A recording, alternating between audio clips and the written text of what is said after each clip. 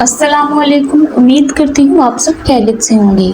हमारी आज की वीडियो का टॉपिक है HCF by long division method. इससे प्रीवियस वीडियो में हम डिस्कस कर चुके हैं कि HCF और LCM को कैसे फाइंड आउट करते हैं by short division method. But यहाँ पे आपने एक बात याद रखनी है कि शॉर्ट डिवीजन मेथड HCF और LCM दोनों पे अप्लाई हो सकता है, जबकि लॉन्ग डिवीजन मेथड सिर्फ HCF पे अप्लाई होता है, ना कि LCM पे।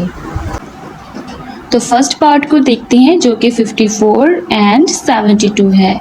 और क्वेश्चन को स्टार्ट करने से पहले यहाँ पे कुछ नाम हैं जो मैं आपको बताना चाहूँगी, क्योंकि ये हमारे क्वेश्चन में यूज़ होंगे, जो कि बहुत ज़रूरी है कि आपको इसकी मालूमात हो। तो देखें, ये जो अंदर लिखा हुआ है डिवाइडेंड, ठीक है, ये वो वैल्यू है जो कि अंदर आती है। ठीक है, जो भी वैल्यू अंदर होती है उसको हम डिवाइडेंड बोलते हैं, और जो वैल्यू बाहर होती है उसको हम डिवाइज़र बोलते हैं।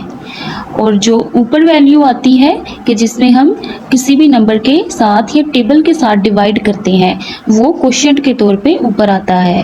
ठीक है, उसको हम बोलते हैं कोशेंट। और जो रिमाइंडर हमारे पास होता है वो होता है जो बाकी बच जाता है। ठीक है, ये रिमाइंडर बाज़ टाइम 0 होता है, बाज़ टाइम 1 होता है, और बाज़ टाइम और भी कोई वैल्यू हो सकती है। तो जो एंड पे हमारे पास बाकी बच जाता है उसको हम रिमाइंडर बोलते हैं।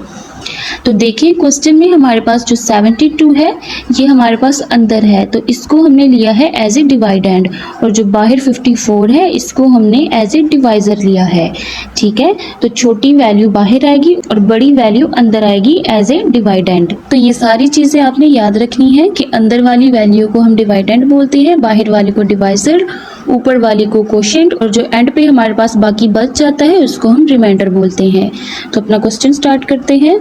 जो बाहर हमारे पास 54 है एज ए डिवाइज़र, इसको हम किसी ऐसे टेबल के साथ मल्टीप्लाई करेंगे कि अंदर मौजूद डिवाइडेंड के इक्वल आ जाए या फिर उससे छोटी वैल्यू आ जाए। अब देखिए, डिवाइडेंड हमारे पास 72 है, तो 54 को हमने किसी ऐसे टेबल के साथ मल्टीप्लाई करना है कि जो 72 आ जाए या फिर 72 से कम वैल्यू आए।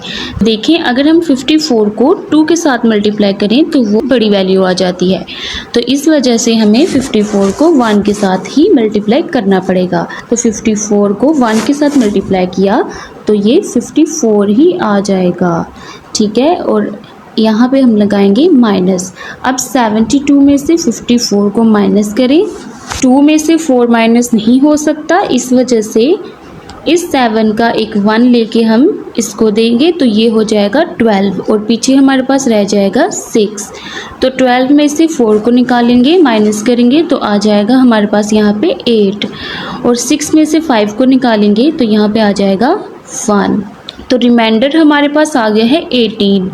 तो यहाँ पे हमने करना क्या है कि इस 18 को हमने बना देना है डिवाइज़र, और जो इसमें हमारे पास इस क्वेश्चन में ऑलरेडी डिवाइज़र है उसको हम बना देंगे डिवाइडेंड। ठीक है, देखें 54 आ जाएगा अंदर, तो जो हमारे पास रिमाइंडर था उसको हमने बना देना होता है यहाँ पे डिवाइज़र, और जो डिवाइज़र होता है उसको हमने बना देना होता है डिवाइडेंड।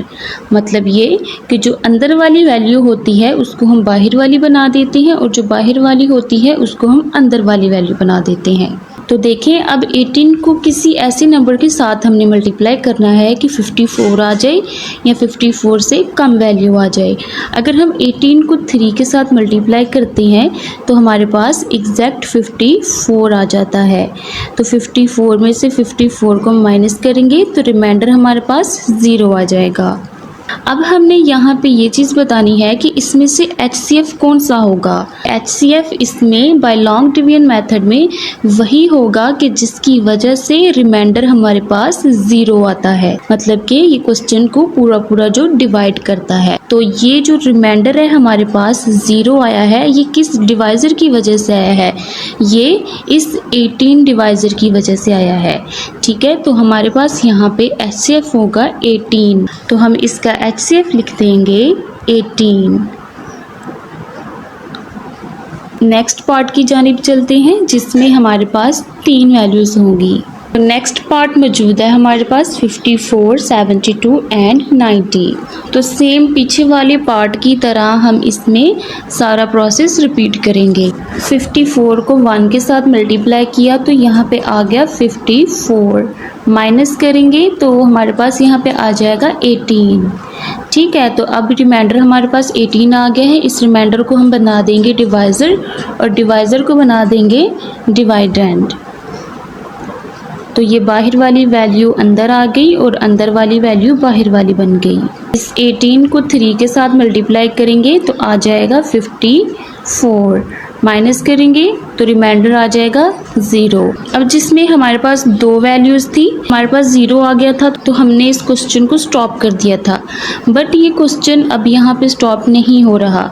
उसकी रीज़न क्या है कि इसमें एक और वैल्यू मौजूद है, तो उस वैल्यू को हमने यूज़ करना है। तो जो नेक्स्ट वैल्यू होगी उसको हमने अंदर रख लेना है as a dividend.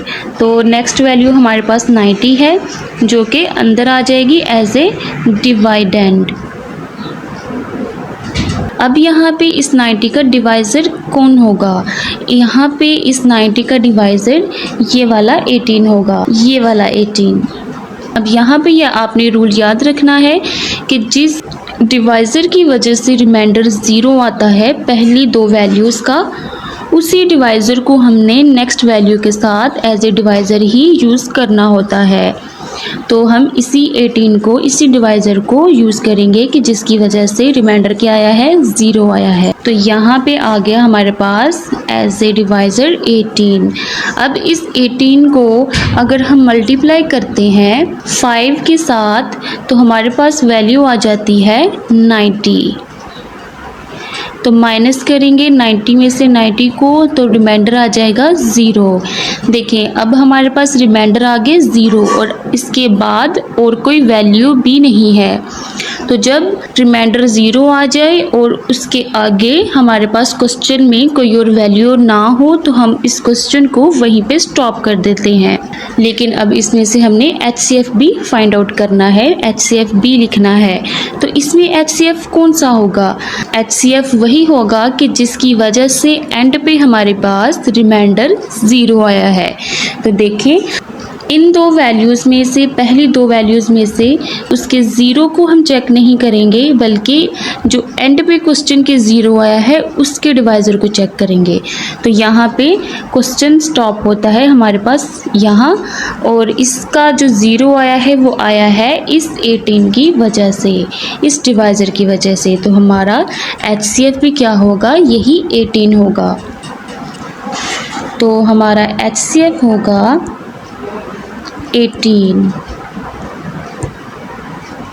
I hope कि ये वीडियो आप सब के लिए हेल्पफुल रही होगी। मिलते हैं नेक्स्ट वीडियो में। अल्लाह हाफिज़।